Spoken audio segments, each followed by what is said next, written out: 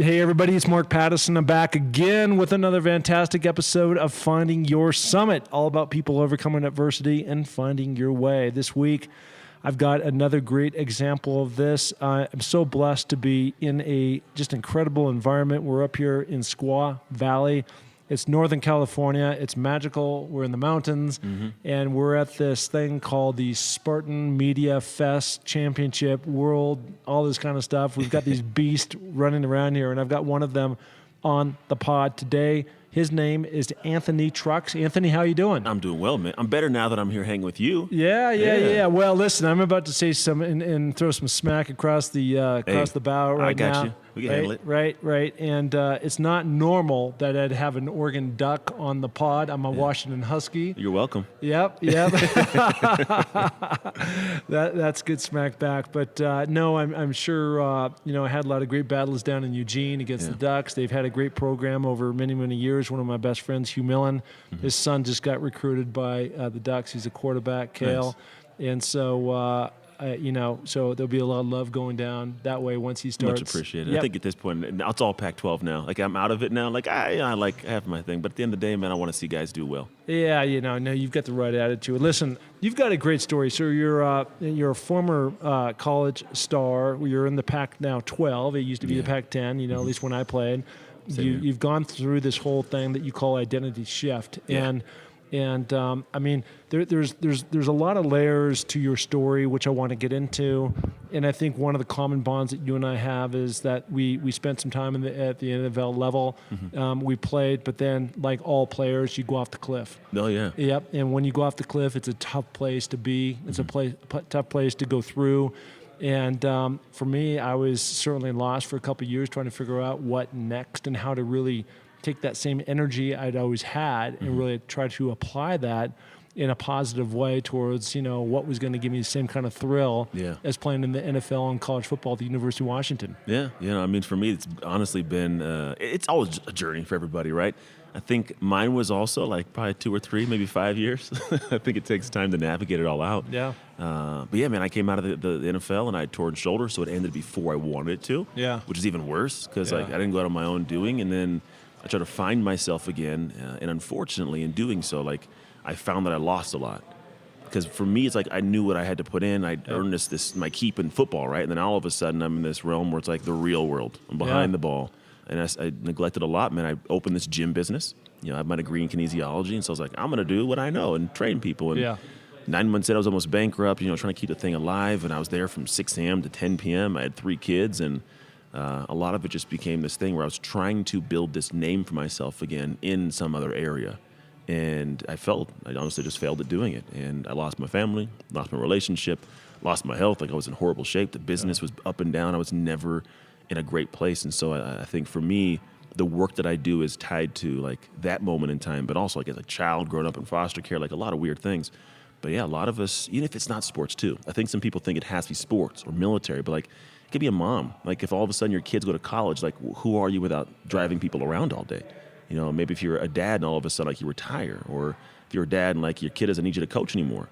Like we always have these shifts, and people attribute them just to the sports world, but it's humanity. Yeah, no, I think you hit the nail on the head. You just talked about. Well, I guess I talked about and brought up about the NFL, the military, huge problem. Yeah. I think there's this big gap in the world with women who have gone off and to college, are brilliant. And then maybe they take 10 years off to have kids, and then they fall off the cliff, right? Because now how do they come and reemerge back into society? To society, and you're so right. I think at the end of the day, you talked about trying to get back on your feet and relationships falling down and imploding, and your business being upside down. I think a lot of that sometimes comes from a lot of the stuff that we pack, right? And some of the stuff that we bring to the table. And, you've got this really interesting background from the standpoint of going through foster care. And I can only imagine some of the trauma that you must have gone through. The name of this podcast is called Finding Your Summit, all about people who come in adversity and finding their way. And, a lot of times when I talk to people, it is certainly at a later age in life that they experience a lot of these things that they have to try to overcome. I'm talking about some of my stuff, going through a divorce, my dad dying and things like that. But, when you're talking about, 2 and 3 years old as a baby, things that you can actually remember back to those times that then later come back and haunt you. Oh, yeah. Right? Yeah, they sneak up. They sneak up. So like, what was that like for you going through that period of time in your life? I mean, a lot of it's unsettling. See, it's hard to, like, at the time it didn't feel good, but my brain couldn't unpack what it was, right? Yeah. It just was a level of not feeling secure, not feeling stable, not feeling loved. I bounced around from, house to house for 3 years, like 6 different homes I was in. A lot of them were just bad people, beat, starved, tortured me, like weird stuff as a kid. And then at 6 years old, I got put into my family, which is my family to this day. Yeah. I was not adopted until I was 14, though. So every day, like, you have no idea, am I going to go back to foster care in a different house? Am I going to my mom? So it's just a lot of instability. So why was that a gap? So I think the biggest thing is... And by the way, I know a little bit about your story, and we're going to, like, unpack a lot of this today. But as you're going through this, like, my brain right now is shifting to that movie Blindside. Yeah. Michael Orr, right? Right. Well, because I think, tell me if I'm wrong, because some of the story too had to do with that you were adopted ultimately, but you came to this family at 6 years old, and then for whatever reasons I want to hear if they don't adopt you till you're 14. But the other complicated factor of this whole thing, which I can't imagine, is now that you get adopted by a white family. Yeah. Right? So now you're just got like this kind of this cross-cultural thing going on, right? It's dynamics. That's why my identity is always this thing that's always been a weird floaty thing, right? Trying to figure out what it is. But yeah, I mean, for 8 years I was in that house, but my real mom had what's called parental rights, which means that she can control what I can and can't do. Couldn't play sports, couldn't take trips, couldn't get adopted. And so at 14, I finally let the family love me. Because for a lot of years, like, I always wanted to go back to my real mom. And I think we don't realize that sometimes the thing you want so bad is not the greatest for you. It takes time to realize that. And so it took me 8 years to figure it out. And, like, I think at that time I could finally severed the rights, got adopted, the world opened up a little bit more. But I mean, like, at that point in time, I'd gone through so many different shifts in my life, and homes and situations and emotions, and who I would be able to anchor down on, where my home was going to be. And it all changed. Like, I could finally, for the first time at 14, I knew, like, hey, this bed I woke up on, I'm for sure going to bed in that one tomorrow night. Like, that's a different sense of acceptance. I never had that before. Never had that solidarity.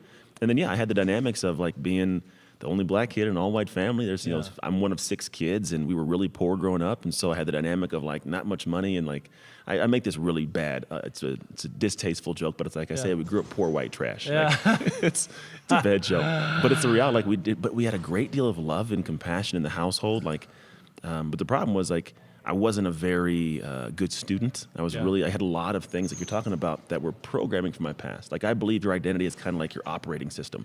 Like, we have who we are today in our daily hardware. Like, we're every day waking up brand new in this new body or whatever it may be. But we're operating from software that hasn't been updated since we were kids. Yeah. So for me, like, I had this, I was a kleptomaniac because I didn't know when I was going to get something. I'd steal and hoard food because I didn't know I was going to get fed. I was really bad in school. I didn't have any sense of, like, society and how to operate. So I was always in trouble, like, as a kid. Like, in 6th grade, I wasn't allowed to go on the 6th grade trip. Not because I was in trouble or anything, but I was just a flight risk. Like, I was that kid. It's like, we don't want this guy in the woods. Like, he may kill the animals. Who knows? Yeah. And so it was just a different sense of trying to figure myself out. And football became, for me, a place to find self-worth. So let me ask you this. So you're going along, and now you get accepted into this white family. And as you said in your own words, that today you consider them your family. So they brought you in. There's a lot of love flowing, all these good things. Now at 14, you become a permanent member of that family. But all along since you were 6, they continue to love you, encourage you, and doing all these other things. So you're slowly building trust, right? But still, there's this element there. I totally get that.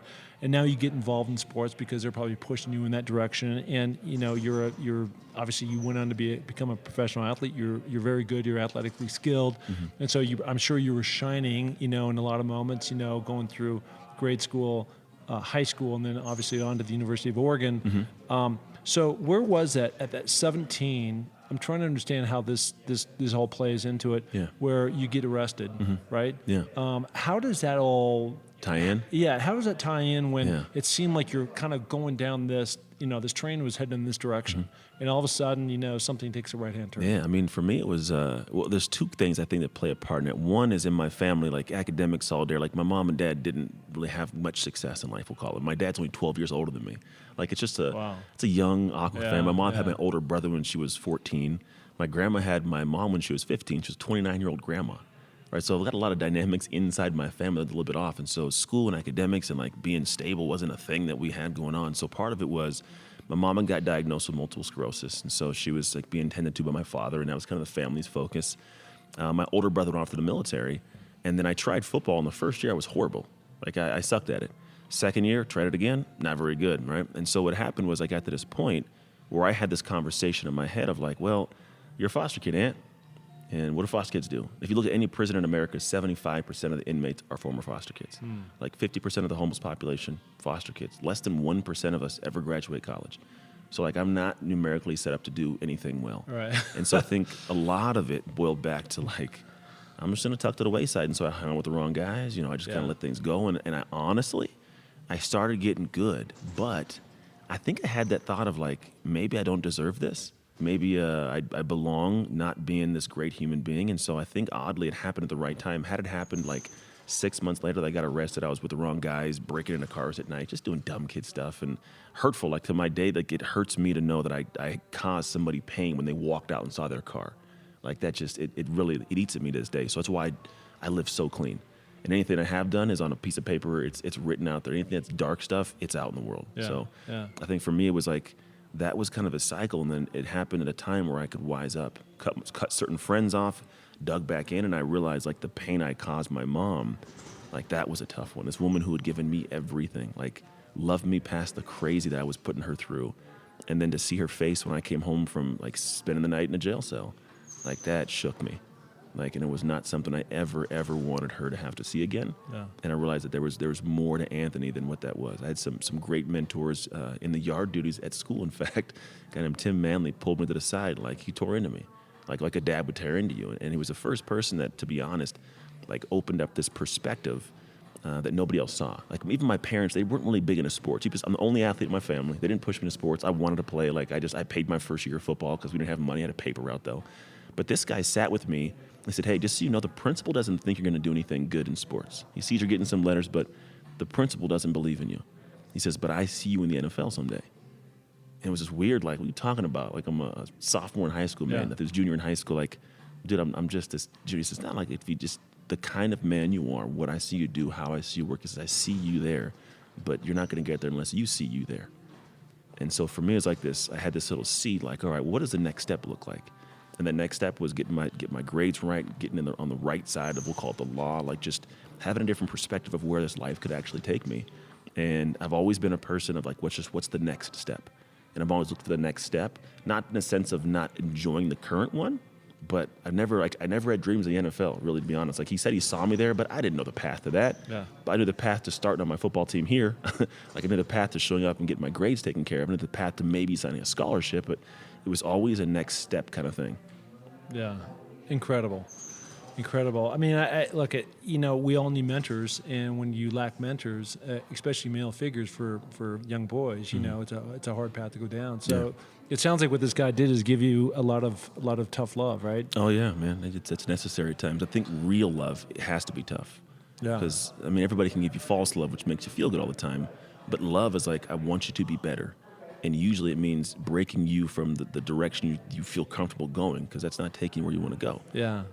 So I want to talk a little bit about, I want to set this up in the right way. So I want to go back to where I started, which is, you played in the NFL, your career was short. By the way, I guess I technically retired from the NFL after 5 years, but the truth of the matter is I got thrown out. Yeah, that's how it works, man. NFL's not for long.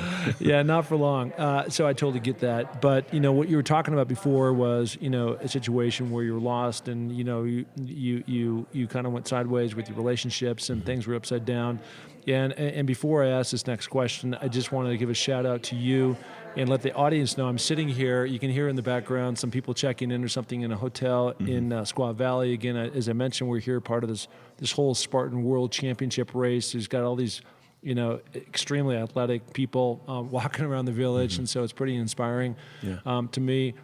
You're a very good-looking African-American, fit dude. You got your act together, and we're going to get into that. And the reason why I'm setting that up is really about the question I'm going to ask you, because I went something sort of similar down this path, which is you got to a point where everything was falling apart, and you didn't have the foundation, at least in your mind at that time, where you thought maybe an easier path was for you just to check out. Yeah.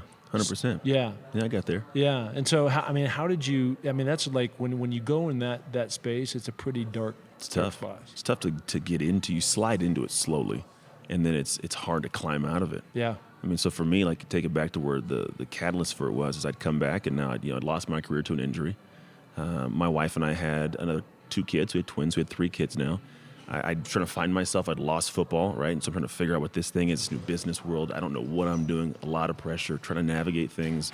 Our house is going upside down. We bought a house in 2006, so, like, the house's market's horrible.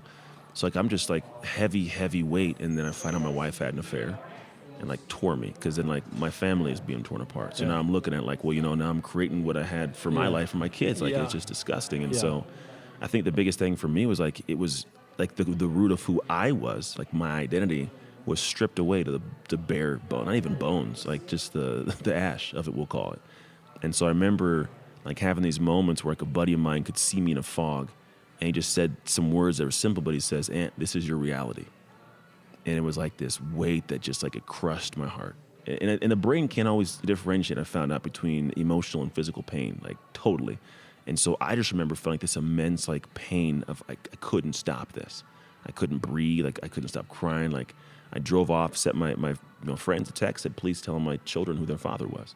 And, like, I fully believed I was going to just drive off, find some rat poison, and check out, find me somewhere, like, unfortunately, that was the thought. It was late enough to where no stores were open, so I just parked my car, and then I GPS on my phone. It was like 2011, I want to say, and the police found me, and I was, just sitting there, kind of, like, I snapped out of it little by little. I think it was kind of like this, in the weight of it, I could kind of finally calm my nerves.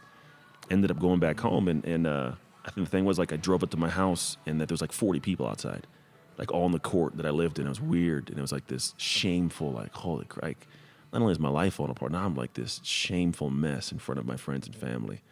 And it was, like, the root gone. And so the base of that was where I needed to go, right? And it sucks to have to get there. But a buddy of mine, after the fact, I'd played high school football with him. Wait, before you ask me about or tell me about your buddy, the 40 people at your house were doing what? They were trying to find me. They were out there. So they were out there. Okay, I got it. Yeah, they were out there trying to find Ant, like, and then they heard that the police had found me. They're all waiting for me to come back to make sure I was safe. So, and then, like, when I got there was, like, this police, not police, but it was police, and there was what do you call those, ambulance? Yeah. And they usually called 5150 if, like, person's going crazy, spitting, kicking, they tie you up and drag you in there. And I didn't have to go, but I was like, the shame of it, like, I don't want to face these people. Like, let me just hop in here, take me to the hospital real quick. I got to get out of here. And I remember the next, like, 2 days later, 3 days later, I just finally, cleared my head, stepped back out of it, started getting kind of things moving again. A buddy of mine, he says, like, I know no one's really saying anything. He says, but when I found out what was going on, it's like I legitimately threw up. Like, he's like, I was sick, and it scared the crap out of me. I was like, I'm sorry, man. He goes, no, I don't think you grasp. He says, the reason was because I thought I lost a hero. It was really weird to hear, like, a friend of yours say something like that, because I'm just, like, a guy I know. Yeah. And he said, at the end of the day, he's like, you don't know this, but everybody in your community, like, we know what you went through, just from a kid on up. To see what you've accomplished, dude, like, you're an inspiration to everybody. And I had never known this. I'd never talked to somebody about this. It wasn't a conversation. And so it was the first time that I had this thought of, like, maybe there's something that I've gone through this craziness that was supposed to happen. Like, I feel like I got to that point because now I've got to a bottom. And you can only help somebody from where you've been. And so for me, like, I'd been to this bottom, and then, like, that gave me this spark of, like, what if I just try, maybe if I'm doing this on accident, if I try on purpose to help people, like, not just their body, because I had this gym, but, like, to help their, like, minds from whatever I've navigated, right? It wasn't going to be relationships at the time because I hadn't fixed that yet. Like, so it was more of, like, how do I navigate this, like, hardship and pain, and, like, how to focus on things and come out of these holes. And so I was doing this work on Anthony and then giving guidance from what I'd figured out, like, just to, moms and teenagers and dads that have been coming in to work out at the gym. So it's kind of like in thousands of, like, therapy sessions that had weights, so it's just me training people. And then I got to the point where years later, about 3.5, I want to say 3.5 years later, I'd gone through divorce with my wife. Like, custody battles. She lived with somebody. I lived with somebody. Like, it was weird. But I started finding out that a lot of the reason of where I was at was because of me. And that was the biggest climb that's allowed me to kind of do the work I do now. And it's not to say that it was my fault. Like, I had a part in a lot of it, right? It wasn't my fault my wife made a decision to have an affair. However, I was part of what took us to that point. Yeah. I had to push to that level, and it sucked, but... Well, and I think, is your the one thing I love what you're saying is that you're not playing the victim, you're not playing the blame game, and I think the first part of healing of anything that you do is you're really taking responsibility of what's your part in everything, right? Mm-hmm. And that's what you're talking about, and so you moved on. Yeah. And we all do. And, again, I'll go back and say this for the third time, Finding Your Summit, the name of this podcast, and Finding Your Summits, plural, in that we all go up and we go down, we go up and we go down. And hopefully we're continuing to go up, and we don't, it sucks when it goes down in a valley, and because we like to be on the peaks and we like to be high-fiving. Yeah, it'd be nice. But the one thing that you said that was interesting that happened to me a few years ago, and this is when I made this shift to go to and move to Sun Valley. Mm-hmm. I made a full commitment to mountain climb. I work now as an executive for Sports Illustrated, so I monetize that way. But but in terms of something that I really have a true passion for, and it's turned into something a little bit more than that. But we had this dinner in Hermosa Beach, and there's this buddy who owns this restaurant and called the Bottle Inn. And we went in this back room, this wine room that they have, and they shut the doors, and it was very intimate. There's probably, 12, 13 people there. Darcy, you were there. And so at some moment in time, and nothing was planned, but my buddy Jim Mora, who you probably know of him, so he's my best friend, and he got up and he just kind of started riffing about what I meant to them, right?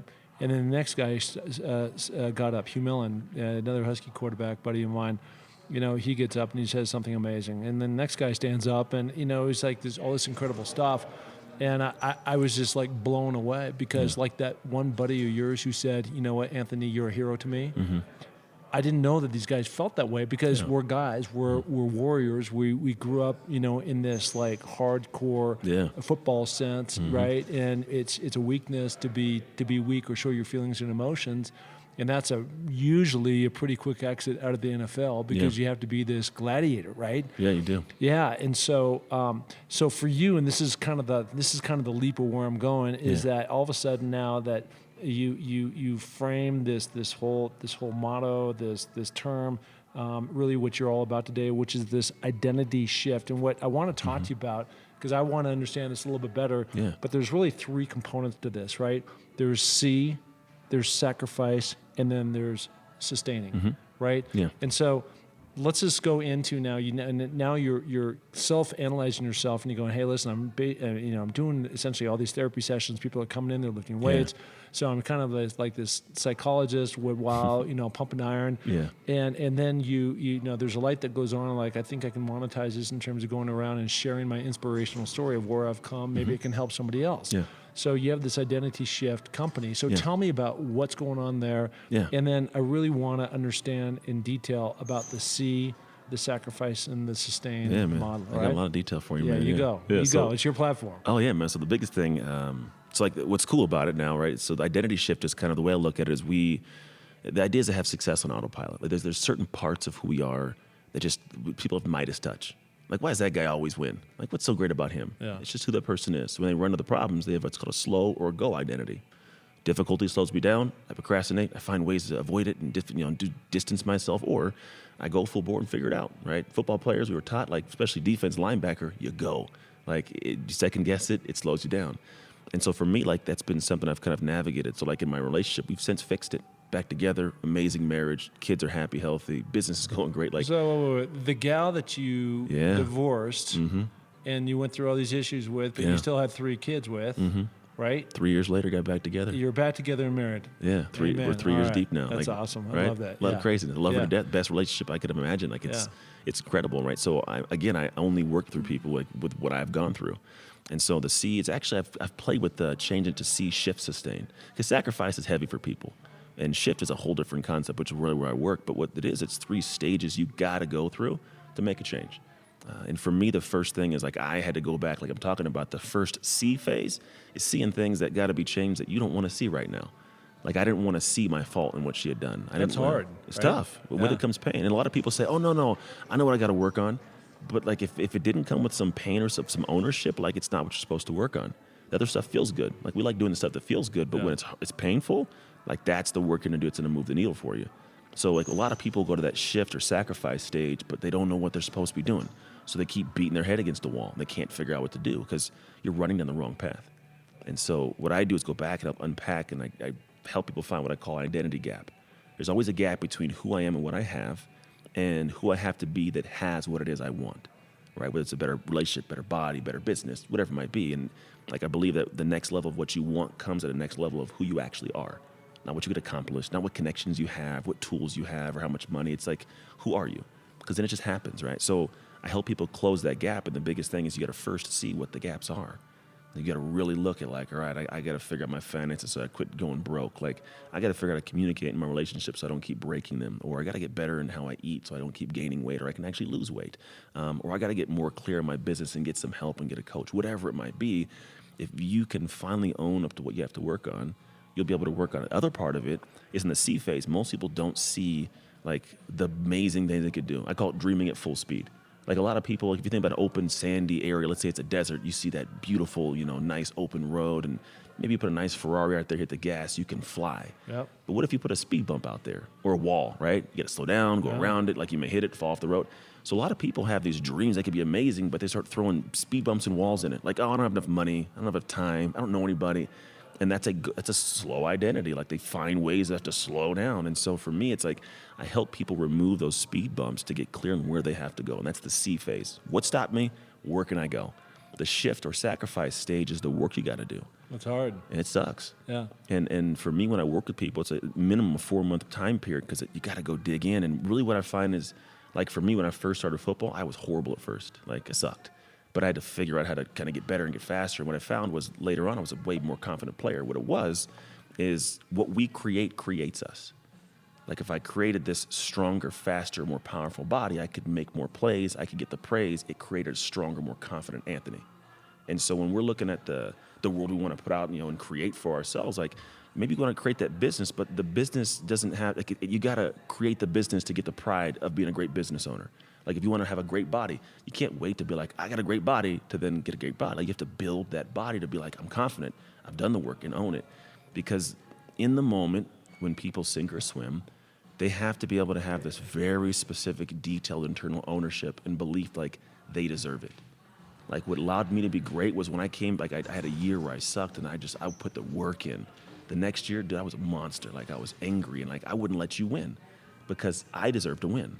And I knew it to my core because I put the work in the background. I created this time and energy put in the background. So when I put people through the shift stage, it's more so like anchoring down and going through what stages you have to do to actually shift. And I call it design, develop, deploy.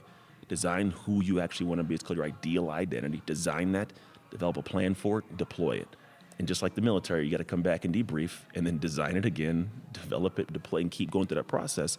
And little by little on the back end, it's not a person who is on one side of the gap trying to do what that other person does, but you've now shifted and now that's who you are. And the separation, people feel like, oh, I'm burnt out doing something. It's usually because you're just not the person who does that. And you're trying so hard to do it. You're trying to hold on to the person that's over here and try to get that thing. And so for me, it's like, I want you to come out the back end to where it becomes like you're normal. Like, I'm sure like the way you operate in your world, people look at you like, dude, like, how do you do that? And for you, just shrug your shoulders like, that's who I am. It's almost like effortless effort to you. And so when you can get to like an effortless effort level for what you put into your life, but the outcome is higher because it's who you are, golden, man. Yeah. And the last part of sustain is essentially like you mountain guy. No one wants to climb a mountain and slide back downhill, right? In life, so to speak. Yeah. And so for me, it's like once you've got to that point, what are you doing to stay driven? I call it drive, hive, and thrive. What am I doing to make sure I'm driving in the right direction consistently? I don't want to end up back here. I don't want to do a U-turn accident. Like, what do I got to do and keep doing so I don't fall back? Like people do in relationships. Like, I get this person, I'm great, and then all of a sudden I stop doing those things, right? Yeah, keep driving the right direction. Then hive is like, who do you have as your circle? Like, I've always found that when I'm struggling, I've got to find other people that in my peer group that have higher expectations than I do. Because I'll rise to the expectations of my peer group. If I don't have those people, like, I'm cool where I'm at. And it's not going to be where I want to be, right? So the Hive helps me grow, helps me push, and my Hive changes. You know, at different levels, I need new people around me. And that's totally okay. And then outside of that, the last one is Thrive. And for me, it's like, how do I thrive in my health, my wealth, and relationships, and how do I pass that on? Because for me, I found that once I got success and I got happy, like, it's cool to have that, but the next, like, piece of success, it gets to where it's like that marginal utility. Like the first, hamburger's good, but 7 hamburgers in, it's like, I don't want this hamburger. But if I take that 7th hamburger I don't really care for, so to speak, and give it to somebody who's starving, like, now I feel good. So, like, what can I take from what I've accomplished and feel better now by giving it away? So now it's like my goal in life is, how do I help people navigate this stuff to make a shift, close their gap, and be able to have happy like I do. It's a lot of stuff in there. Right? Yeah, man, I'm a thinker. No. Listen, I love all that stuff. And, as you're going through the different phases of the sacrifice, and sustain, the one thing I couldn't help but think about was at the end of the day, obviously you have to recognize and take accountability like we talked about before. Yeah. But when you're going to actually, make that shift to change and go in a new path, a new direction, you need to make sure you have a clear sense of why you're doing it. Right? Oh, yeah. And that why just is the fuel and the fire that drives, because, that last thing you were talking about, sustainability, it's just, and you see this all the time, come, December, late December 15th through the 30th, 31st, everybody's up there doing their New Year's resolutions. All the time. Right? Mm-hmm. And then by about April, everybody's off the bus again, right? Way off. And, and another thing that as you're talking, and since we have this thing in common called football, mm-hmm.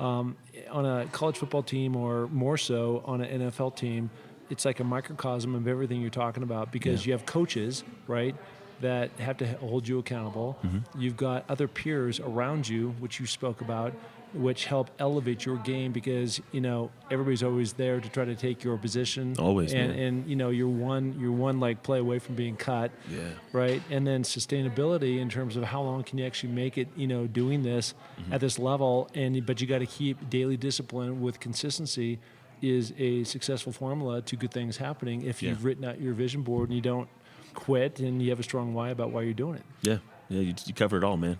Yeah. Love that. I mean, I think that the cool thing is this is all very common sense. And the problem is most people can regurgitate and repeat this to you. It's very difficult, however, to live this. And that for me is where I spend a lot of my personal time on Anthony, right? And a lot of personal time with other people. Because as much as we know these things, it's difficult to embody them every day. It's difficult to live them, right? To actually get a group of people. Because think about it, get a group of people that you can be around. Like, people here a little time, but they're deathly afraid of asking groups to join, like finding people, a pride issue. It's like all these weird things. And so, like, I think the cool thing is at this point in my life, I found that every stage I felt uncomfortable at, it taught me something new and stretched me. So I actually seek out the weird stuff. I seek out things that make me feel super uncomfortable, because I know I'm not going to die. And I know on the backside is always something great, but that's what I actually live. So give me an example of that. Yeah. So for example, I got to this point where, like, I had this gym, running this gym, and for me, I wanted to, like, take it to this next level of speaking, like to do something bigger in the world. And it was like a scary thing for me to step into a space and find other people that were doing this, because it's not like the football guy does. NFL guy, linebacker, like, I don't go talk about my feelings and life stuff. I don't open that up. Yeah. And so I had to go seek out a new group, and it was a scary thing, right? So where it's like, I don't know what this looks like. What if they look at me funny? Like, what if they think I'm less than? And like, so you question it, and then you do it, and then you didn't die, and they helped you. And so now at this point in my life, my gut, knee-jerk reaction is like, if I'm stuck somewhere, I gotta go find somebody and ask them uncomfortably, like, can you help me? Like, can I get a simple 15 minutes of your time? Like, can I pay for your time, whatever it is? So I see people in the world where most people are like, oh, they're untouchable. I can't reach them. But like, I'll reach out to them, and I get to be part of weird groups of individuals. So at this point now, like, my first part of this career started by going to an event called Experts Academy with a guy named Brennan Burchard, big speaker. I don't know if you know who he is, like, big name dude. And I started just literally in the stands, just there. And then fast forward like 3 years later, I now speak on his stages. In fact, I'll be on his stage in like a week and a half. And I'm part of a mastermind of people with him that guys like Dean Graciosi, Lewis Howes, Trent Shelton, all these amazing people, Russell Brents, like, they're all part of this group of people. And I feel really uncomfortable there, man, to be honest. Like I get there and it's like they're amazing humans, but it's like I know the level I got to push up to. And so I openly, willingly go in and like ask questions, give me some insight. What can I do? Not to a sense of like I need them to do something for me, but like chop me up, man. Like I played football. I know what it's like to get coached. So like, hey, chop me up. What do you see? And so a year and a half ago, this is where a big thing happened is I had this company called Trust or Hustle, which is my baby. I built that for like 4.5 years.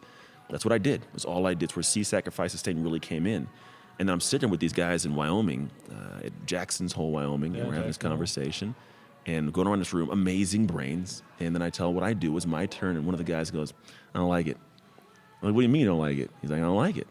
I was like, well, what's wrong with it? He goes, well, you're the messenger. You talk, you speak. Like, I love your personality, what you've gone through. He says, but hustle? Like, he's like, everybody hustles. Like, we in this room right now, to be honest, there's no value in, what you're talking about. Not that he said it that way. It's how I heard it, to be honest. But what he did say is, I would love to know, like, how did you go through all those different shifts of your life and end up in this room with us? And that's where I was like, he says, what a lot of people aren't seeing and having trouble with nowadays in the social media's world is identity. Like, who are they? And I was like, interesting. Like, and so I went back with it and sat with it, looked at my life, looked at the work I was doing. It was already in my work. Like, all the stuff, the frameworks I was creating were already in that realm. Like, I wasn't doing tactical. A lot of it was just emotional stuff. And I was like, wow, it's already the same stuff. So I shifted gears and trashed like 13 online courses because they were all somewhere else. So like I had to make this really tough decision, and it was scary. And I was like, what do I do? And I leaned into it. And since leaning into it, we're about 1.5 years into it, and business has quadrupled. The people I can reach is expansive, more than I expected it to be, and it's still growing. And so like that's a perfect example of like, I didn't want to go find these people. I found these people. I got the feedback. I didn't want to do it. Like, I didn't want to be like, yeah, let's just throw it all away. But I was like, am I going to sit here and stew on this for 1.5 years, or am I just going to lean into it? And so it's always been a matter of me seeking these things that are super scary and finding out in the backside, like, it was scary because it was important. And I think if we can frame the fear that way, like, it's important. Like, what's maybe, scary to you is not scary to me, and vice versa, because there's a different level of what's important to you.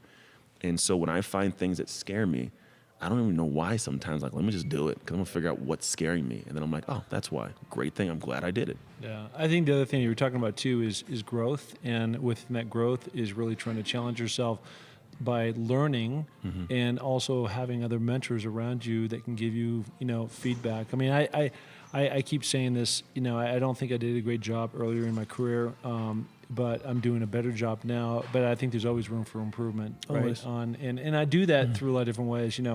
I don't necessarily have somebody right now like you that I can talk to in that way, but I think podcast and audio tapes and learning, all that kind of stuff. It's huge. Yeah, it's huge. And doing these podcasts, I've said this before, but what a blessing that I have got to be on this side of the mic and listening to all these amazing stories about all you guys doing amazing things. And it really, it's incredible. And it's just put a lot of more value, like, that's an interesting way to think about it and help me in the way I communicate and the way I see the world. That's what I tell my wife. I just told my wife, because she's like, what are you going up there? So I'm going to do podcasting. She's like, what's that all about? Like, she knows what I do, but she's not dialed in. Yeah. But I was like, it's a reason for me to talk to people that I'd love to learn from. Yeah. Like, I love sitting back and just like, teach me, because I take copious notes. Like, even usually when I'm talking, I'm taking notes. I'm going to go back and listen to this. I've been going fast all day. Yeah. But like, I love to learn. Like, I'm a consistent, like, I want to know how to grow. Yeah. And Harvey McKay, I saw him speak one time. He says the biggest room in the world is the room for improvement. Yeah. So I'm like, let me fill into that. So I'm consistently trying to find out, like, not what I'm doing wrong, but like, where can I be better? And it's not that I don't feel less than while doing it. Like, I love where I'm at and who I am. I'm just like, man, everything from here on is better. Everything is good. It's just that little, like, eking closer. And I like the journey, man. Like, I look at this mountain on your phone I'm sitting here looking at, and I'm like, I always had this perspective of, like, people are trying to reach this destination. Yeah. But, like, it's like you're trying to find the peak, but you spend more time on the journey. I love the journey. I literally love the process. I love the journey. And, same here. Like, all these peaks that you see on this phone right now on the backside of it, those are the summits, and it's cool. But any story you want to ask, you won't hear one of these about me talking about the summit. Yeah, they're all about what happened in terms of me trying to get there. Right. Yeah. There's another guy that came on my pod a while ago, JJ Burden, another Duck. I know he is. Yeah. Go Ducks. Yeah. Look at you, lucky Ducks. Man. You get. Well, I'm trying to get as many ducks as I can. Right. Got to get your ducks in a row, man. I got ducks in my row. No, listen. Hey, where can people find you? At AnthonyTrucks.com or on Instagram, Anthony Trucks. Super simple. And I actually have a quiz if someone wants to know whether they have a slow or a go identity. Sloworgo.co. Yeah, sloworgo.co. Yeah. I love that. Man. Right? I love that. I don't even think a Husky could have come up with something like that. No, you guys aren't good like that. All right, buddy. Listen, I really appreciate you coming on. No problem. You're a joy. You're an inspiration. I love hearing stories like this of really the comeback kid and really helping others get to where they want to be in life. And so continued success to you. Thank you. Absolutely. Okay, there he is, Anthony Trucks. Thank you so much. No problem.